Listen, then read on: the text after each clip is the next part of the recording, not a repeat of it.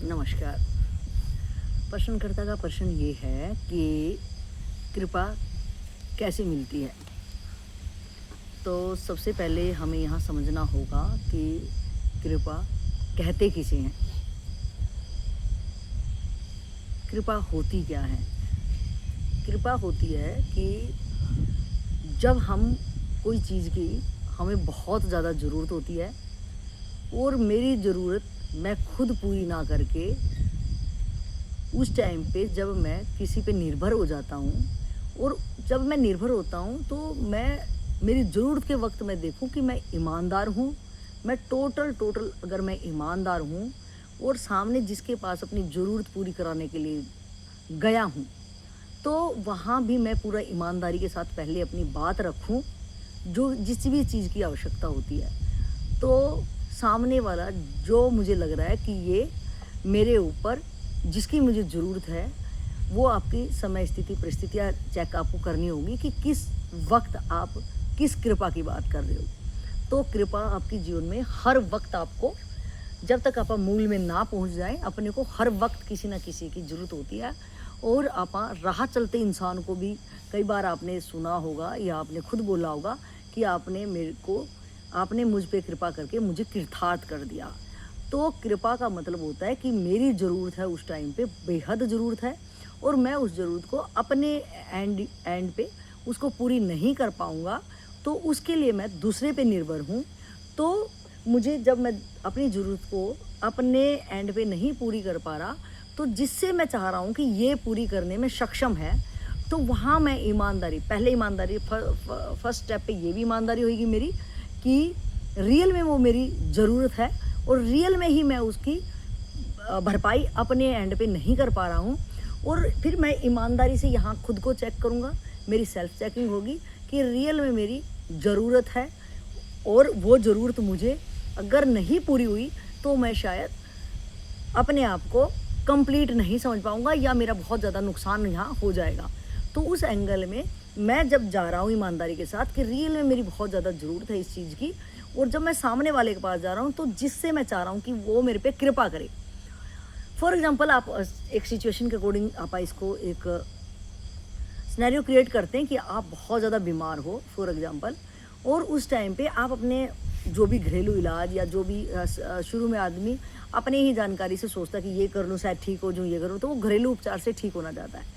लेकिन जब उसको लगता है कि नहीं, ये मेरे अब बस की बात नहीं रही, ये मेरी जानकारी के बाहर की बात चली गई, तो वो डिसाइड करता है कि वो डॉक्टर के पास जाए। तो जब वो जाता है तो डॉक्टर से सबसे पहले लक्षण ही पूछता है कि तुझे हुआ क्या है। तो वहाँ मुझे ईमानदारी के साथ पूरा वैसा बताना पड़ेगा जैसे कि सिम्टम मुझे बॉडी में आ रहे हैं। तो वहाँ भी मुझे, अब डॉक्टर बहुत बार कहते हैं, अब वो क्या कहते हैं कि पूरी बात बताओ, लेकिन हम बहुत सारी चीज़ें छुपा लेते हैं, तो फिर ब्लेम करते हैं कि डॉक्टर ने पूरा अच्छे से इलाज नहीं करा।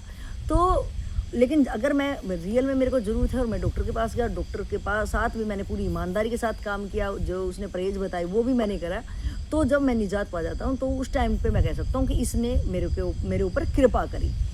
तो ये होती है कि मुझे हर स्टेप पे जब तक मैं अपने मूल में ना पहुँच जाऊँ, तब तक मुझे उस स्थिति में हर स्टेप पे मुझे ऐसे बंदे की ज़रूरत पड़ेगी कि जिसको मैं कह सकता हूँ कि मैं कृपा का पात्र हूँ। मैं कृपा का पात्र, कोई मेरे ऊपर मेरे से हाई वाला होगा, वो ही मेरे पे कृपा कर सकता है, बिकॉज ऑफ कि वो मुझे हर तरीके से अंडरस्टूड करेगा। लेकिन मेरे पाले में जो बात है, मेरी जो जिम्मेवारी बन रही है वो ये है कि मैं रियल में चेक करूँ, रियल में मेरी वहाँ ज़रूरत है या मेरी इच्छाएँ हैं।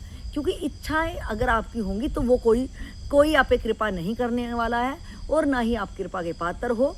आप एक झूठ और फरेब वाले इंसान हो तो सामने वाला भी समझेगा और वो आपकी किसी भी तरह की कोई मदद नहीं कर पाएगा।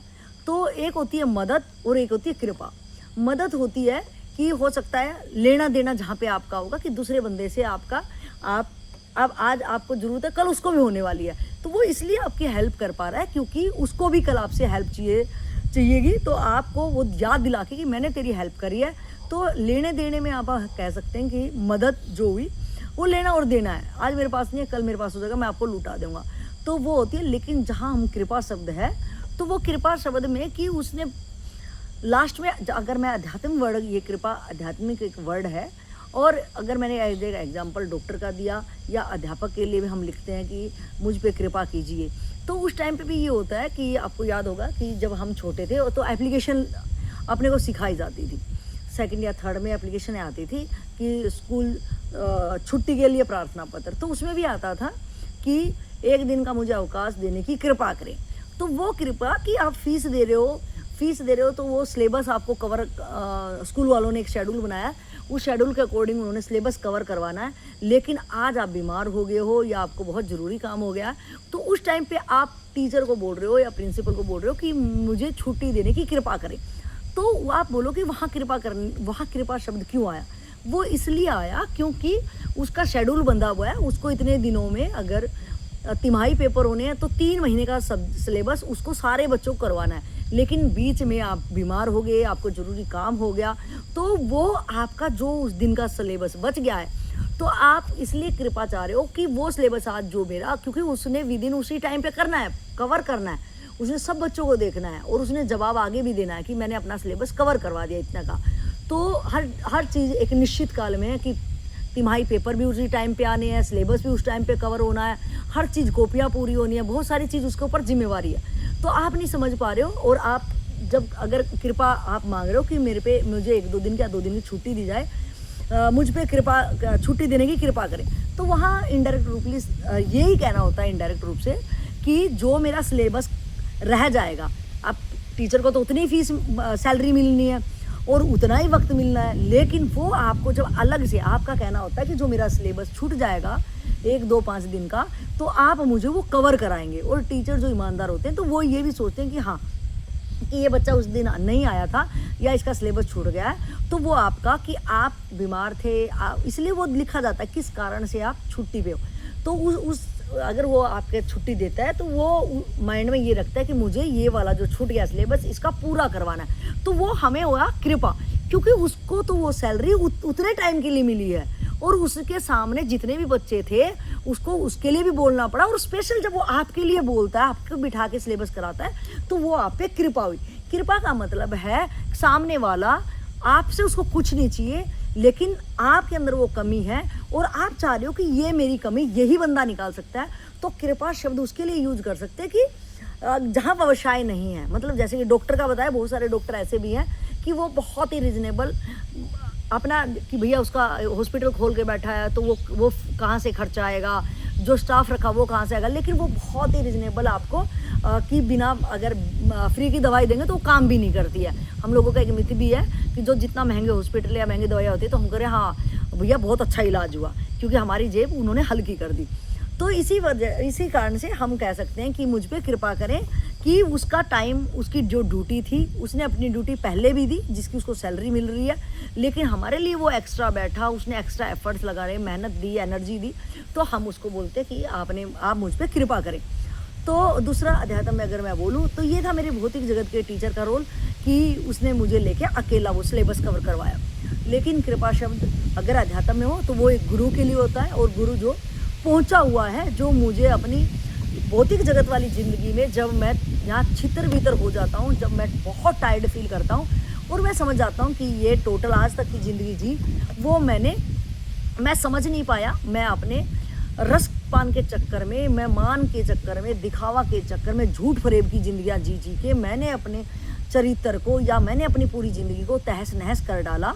तो फिर जब मैं इससे पूरा टायर्ड फील करता हूँ तो मैं मुड़ता हूँ, एक गुरु दर ढूंढता हूँ मैं कि मुझे ऐसा कोई मिले, और जब मैं उसके दरवाजे जाता हूँ, जब मुझे उसमें कुछ अलग दिखता है कि ये निस्वार्थ है, आज तक मुझे ऐसा इंसान नहीं मिला कि ये इस दुनिया में कैसे निस्वार्थ हो सकता है, और जब मेरे को जो टोटली उसका भाव पता चलता है तो मैं उसके दर पे जाके यही प्रार्थना करता हूँ कि अब मुझ पे आप कृपा करें, क्योंकि उसको मेरे से कुछ नहीं चाहिए, लेकिन मुझे उसके ज्ञान से बहुत, मुझे उसके हर चीज़ से सब कुछ चाहिए कि मैं त्राहिमाम हो चुका हूँ यहाँ पे, मेरे बस में कुछ नहीं है, मैं जो भी करूँगा अपने नाश के लिए करूँगा, क्योंकि मुझ में ना बुद्धि का बल है और ना शरीर का बल है, ना मैं समझ का बल है, क्योंकि मैं जितना भी लगाया आज तक वो मेरा कहीं कुछ भी मैं पहुँच नहीं पाया। तो आज आप मेरे पे कृपा करें कि जो आप दिशा निर्देश देंगे मैं उस पे ही चलने की कोशिश करूँगा। तो ये हुआ कि मैं जब टोटल अपने लिए ईमानदार रहूँगा और मैं वहाँ जाके जब मैं जाऊँ तो वहाँ बेईमाना ना करूँ किसी टाइप का, कि मैं तेरे गुरु दर पे भी मैं आ गया हूँ, आप मेरे पे कृपा भी बरसा रहे हैं, और फिर उसके बावजूद भी अगर मैं अपना छल कपट बेईमाना झूठ फरेब की ज़िंदगी नहीं छोड़ी तो फिर भी वो मेरे पे कि वो तो कृपा बरसा ही रहे हैं। फॉर एग्जाम्पल कि बादल इतनी तपती लू चल रही है अब, और जब बारिश आ जाए, अब किसी ने अपना मटके को औंधा ही रखा हो तो वो चाहेगा कि भैया मेरे ऊपर तो कृपा नहीं करी।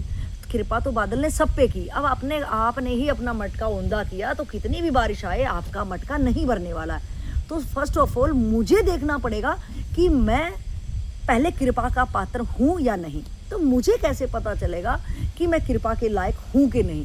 कृपा के लायक मैं तभी बनूंगा जब मैं रियल में ही समझूंगा कि मुझे किस चीज़ की आवश्यकता है। कि बहुत बार आपने देखा होगा, अगर आप नहीं समझ पा रहे अपने आप को तो बहुत सारी चीज़ें आप खुद बोलोगे अपने मुंह से, शायद मैंने ही गड़बड़ कर रखी है, मैंने किसी को आलसी बना दिया है, मैंने ज़्यादा अपने शरीर को इतना ज़्यादा काम मतलब इतना इस शरीर से काम लिया, मैंने सबके लिए किया।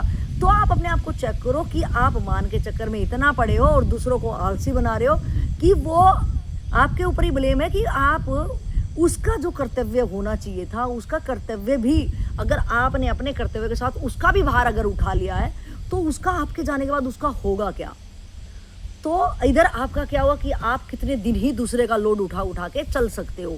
तो हर किसी को अपना अपना काम करने दीजिए कि जिसका जितना दायरा है वो उतने में काम करे, आपका जितना दायरा है आप अपनी ड्यूटी फुलफिलमेंट की मैं पूरी कर पा रहा हूँ, और इससे अलावा जो आपके पास वक्त बचे उसमें आप अपने लिए वक्त निकालो। कल आपकी ये बात कोई सुनने में इंटरेस्टेड नहीं होगा कि आप बोलोगे कि मैंने सबके लिए किया, मैंने अपनी ज़िंदगी तबाह कर ली, मैं दिन रात लगा रहता था, सुबह से उठता हूँ रात को ऐसे ही पड़ जाता हूँ जब तक शरीर गिरने को ना हो। तो आप ये देखो कि आप उससे जो दूसरे आपके परिवार वाले हैं, क्या वो निठल्ले अगर हैं तो उसमें पूरा हाथ आपका है। तो ऐसे में आप पे कौन क्या कृपा करेगा? आप सोच रहे हो कि ये मुझे ऐसे ही समझ जाए, आप कृपा के पात्र हो ही नहीं। क्यों नहीं हो? क्योंकि आप अपनी ज़रूरत अपने लिए नहीं समझ पा रहे हो, आप मान या दिखावे के चक्कर में उनको आलसी बनाए जा रहे हो, बजाय कि आप अपने आप की ज़िंदगी का कोई महत्व समझते कि नहीं, हर कोई बंदा यहाँ कोई पैरालाइज नहीं है, कोई बीमार नहीं है। अगर कोई बीमार होता है तो हाँ मेरी ड्यूटी बनेगी, मेरा कर्तव्य कि ये नहीं चल पा रहा है, नहीं खा पा रहा, व्यवस्थित ज़िंदगी अगर नहीं जी पा रहा तो उस वक्त के लिए सिर्फ मैं कर सकती हूँ, उसके बाद मेरी जिम्मेवारी वहाँ से ख़त्म होती है। लेकिन मैं ही करे जा रही हूँ और बाद अंदर ये रख रही हूँ कि भैया मुझे भी कोई समझे, क्योंकि कहीं ना कहीं तो मैं रख रही हूँ ना कि मुझे भी कोई समझे। और जब पलट के आता है, क्योंकि हम जिसको आलसी बना लिए हैं वो पलट के जब नहीं समझता तो हमें बहुत दुख होता है, और बाद में हम बहुत चिल्लाते हैं कि इस बंदे की वजह से मेरी ज़िंदगी तबाह होगी, इसने कभी मुझे समझा ही नहीं। अरे भले इंसान, जब आप खुद को नहीं समझ पा रहे और वो बंदा आलसी है, वो बंदा निठल्ला है, वो बंदा क्या सोच रहा है, वो क्या करने दुनिया में आया है, और जो वो कर्म करेगा वो खुद काटेगा, मुझे उससे लेना और देना क्या? मैं सिर्फ अपनी ज़िंदगी को अगर मैं समझ गया तो मैं सिर्फ अपनी एज ए ड्यूटी करूँगा और उतनी ही करूँगा, ताकि बचा हुआ समय और एनर्जी मैं खुद पे जब सबसे पहले कृपा मेरी मुझसे शुरू होगी।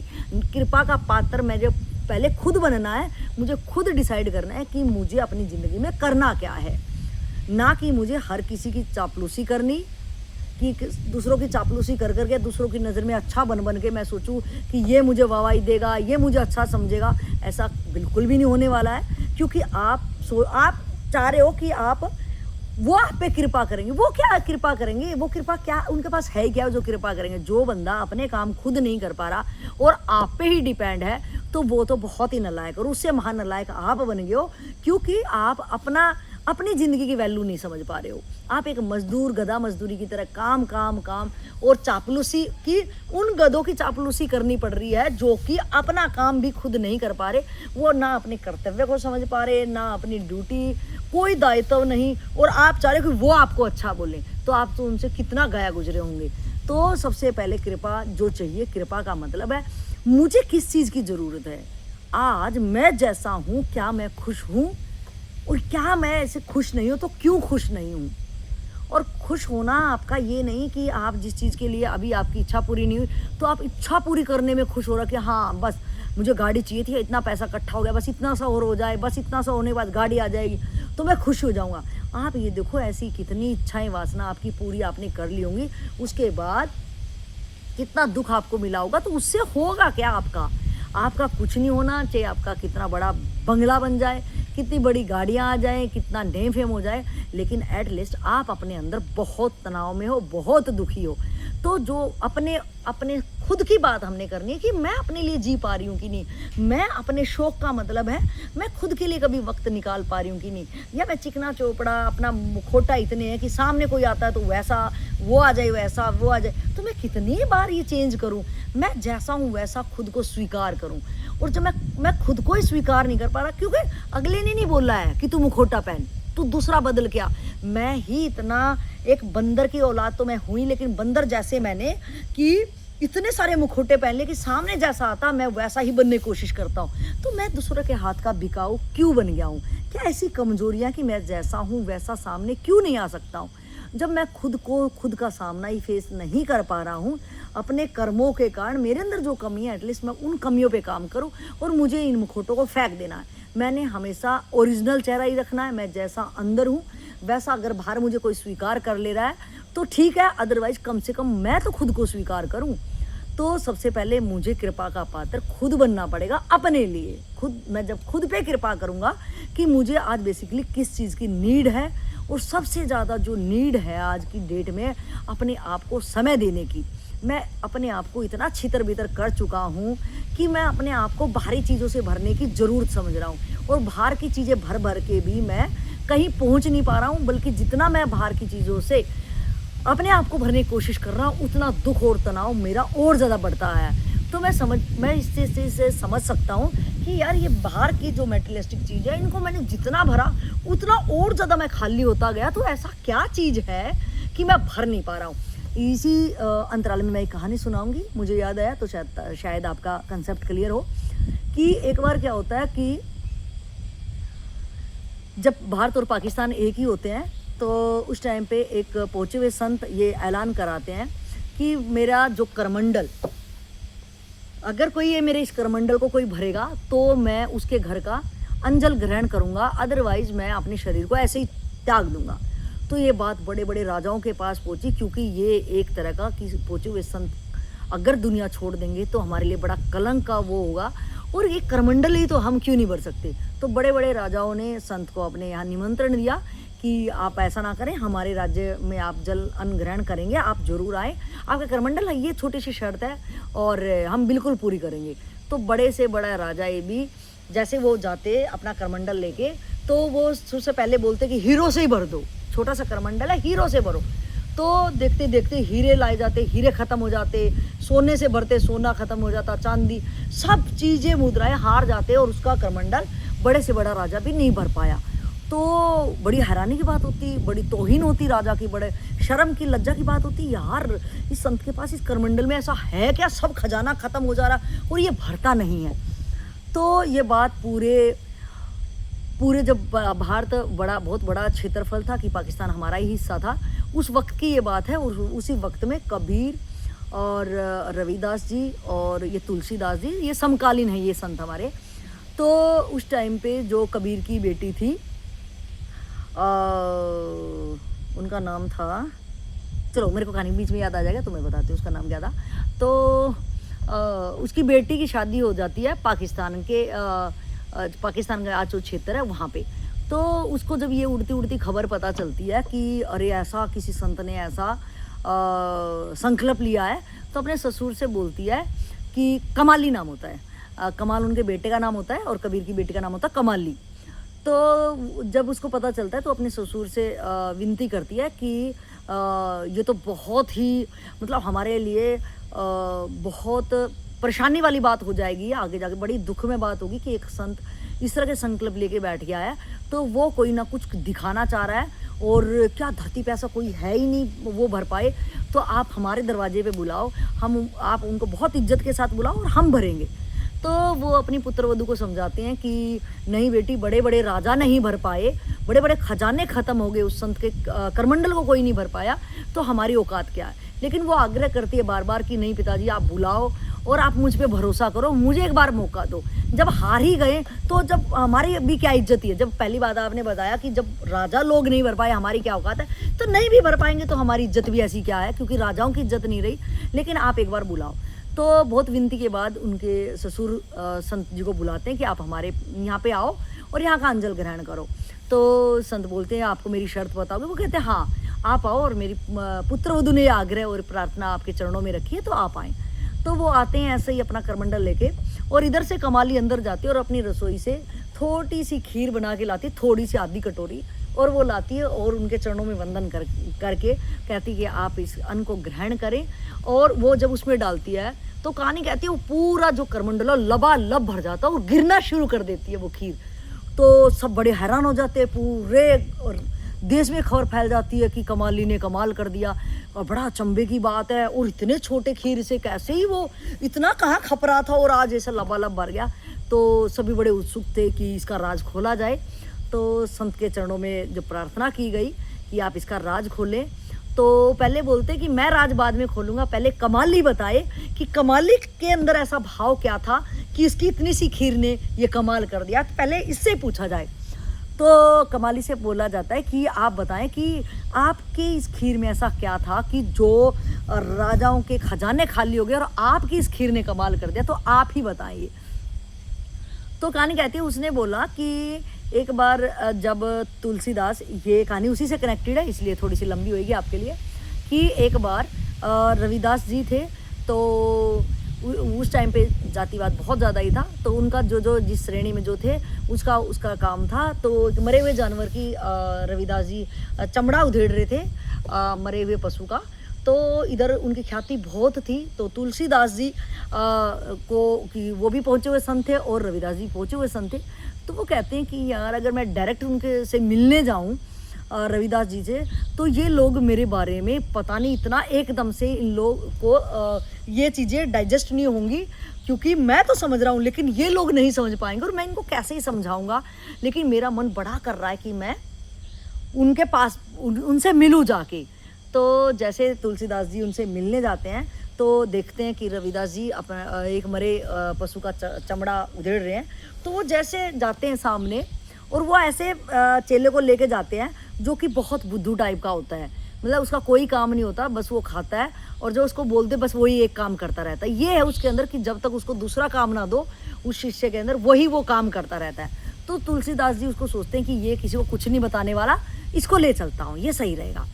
तो ये भी नहीं लगेगा, पूछेंगे भी नहीं, यहाँ इसको लेके गए हैं तो आधी बात। वो अपनी सेटिंग बिठा के आश्रम में जाते हैं कि मैं आ रहा हूँ और इसको साथ लेके जा रहा हूँ। तो जब वहाँ वो शिष्य बुद्धू शिष्य और तुलसीदास जी जाते हैं, तो रविदास जी जब देख रहे हैं उनको, तो एकदम अंदर से छलक पड़ता है उनका प्रेम।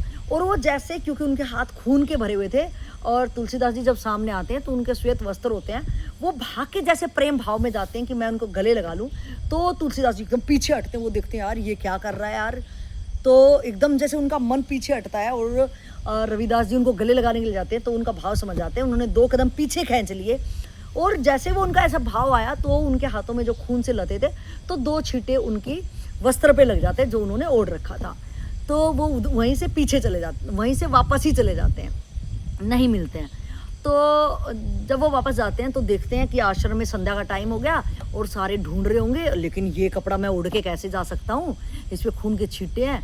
तो अपने उस बुद्धू शिष्य को बोलते हैं ऐसे कर कि मैं आश्रम में जाता हूँ, नहीं तो ढूंढेंगे, तू ऐसे कर ये वस्त्र धो के ला मेरा।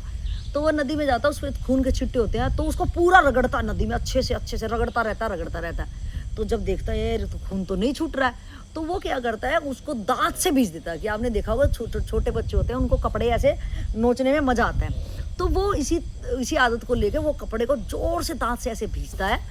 तो उसके अंदर अजीब सा उसके अंदर घटना कुछ घटती है। तो ये बात तुलसीदास जी शाम की संध्या की वेला में जब अपने शिष्यों के साथ सत्संग कर रहे होते हैं, तो वहाँ उनको पता चल जाता है कि कुछ घटना घटी।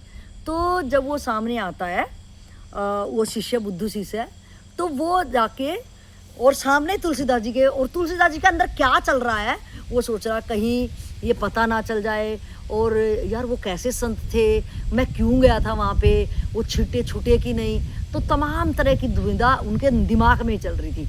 तो जैसे वो शिष्य वहाँ सामने आया तो तुलसीदास जी ने देखा कि ये इसके अंदर कुछ अलग हो गया है। तो वो, जो कि उसको कुछ नहीं आता था, तो वो संस्कृत में कुछ बातें बोल रहा है ऐसी जो कि किसी उपनिषद से कम नहीं थी, तो वो ऐसे महावाक्य बोल रहा है। तो तुलसीदास जी कहते हैं ऐसे कैसे हो गया, ये तो कुछ भी नहीं जानता था, कैसे क्या घटना घट गई। तो संध्या वेला वैसे खत्म करके जल्दी सी और उसको अपने निवास से बुलाते हैं कि क्या हुआ। तो इतनी बड़ी बड़ी बातें वो करता है कि कहानी कहती है कि वो आत्मज्ञान को छू गया था। और उसके बाद जब गुरुजी उनका पूछते हैं तो वो पूरी घटना बताता कि मैंने ऐसे से करा, जब खून के छींटे वो नहीं छूट रहे थे तो मैंने अपने दांत से उसको निचोड़ दिया। तो ये वाली कहानी जो तुलसीदास जी के उस बुद्धू शिष्य के साथ हुई, तो ये तुलसीदास जी कबीर के घर जाते हैं और ये वाली सेम कहानी कमाली भी वहाँ होती है, कबीर को सुना रहे होते हैं। तो कमाली को लगता है कि जब मरे हुए पशु के उनका संत का एक हाथ स्पर्श किया और वो मरे हुए खून का छींटे ने इतना इतना कमाल कर दिया कि वो एक संत के हाथ से थे, और वहाँ दिख रहा मरा हुआ है, बैक्टीरिया होंगे, लेकिन वो उस बुद्धू शिष्य ने निचोड़ दिया क्योंकि वो उनके हाथ की ऊर्जा थी, इतना कमाल कर दिया उन्होंने। तो वो कहते कि अगर अब की बार आप जाओ ना, मेरे लिए कुछ लेके आना, कि उस संत का मैं भी कुछ पी के देखूंगी, आप मेरे लिए कुछ लाना। वो जिद करती है, वो कहते हैं हाँ मेरा भी मन कर रहा है कि यार जो मेरे सामने वो नहीं कुछ हो पाया उसका, और उसके खून के चिट्टे से मैं भी हैरान हूँ, तो आज मैं सामने से जाऊँगा, आज मैं किसी को लेके नहीं जाऊँगा।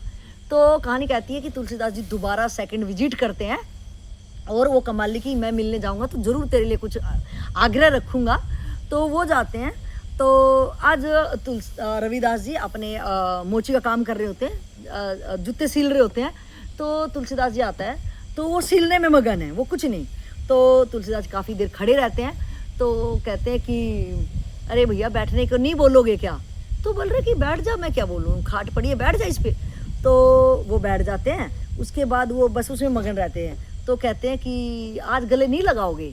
तो कह रहा था कि आज शरीर से मैं लगा भी लूँगा तो शरीर भिड़ने से होगा कुछ नहीं, इससे आपका कुछ नहीं होगा। वो भाव ही अलग था उस वक्त का। तो जब तक वो भाव नहीं है तो शरीर भिड़ने से कोई मतलब नहीं।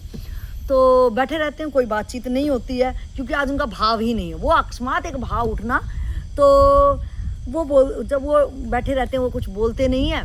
तो वो बोलते हैं कि एक किसी की प्रार्थना है आपके श्री चरणों में। तो मैंने ये वाली पहले जो घटना घटी उससे ये चीज़ें हुई मेरे चेले के साथ, और ये घटना मैंने कबीर की बेटी को बताई। तो उन्होंने आपके चरणों में एक विनती रखी है कि आपके हाथ का स्पर्श किया हुआ कुछ लेके आए। तो रविदास जी कहते हैं यार मेरे पास है क्या, मैं क्या दूँ? तो वो एक कटोरा टाइप का कुछ होता है जिसमें वो बार बार भिगोते हैं चाम को करने के लिए। तो वो कहते हैं कि अरे कुछ है तो नहीं? तो बोलता ले यही ले जा।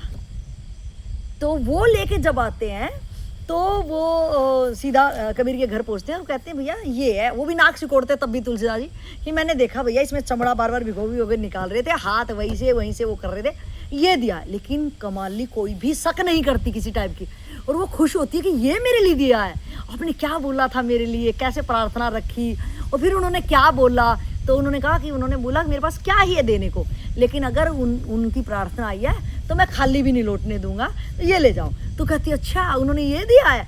तो वो कहते हैं हाँ, सारे दिन चमड़े के हाथ जाते हैं। तो कह रही कि अरे ये तो कितना ज़्यादा पवित्र होगा कि सारे दिन इसमें वो बार बार छूते हैं। तो वो उस कटोरे को पूरा चाम का और वो पी जाती है। तो कमाली जब उस संत के उसको भर पाई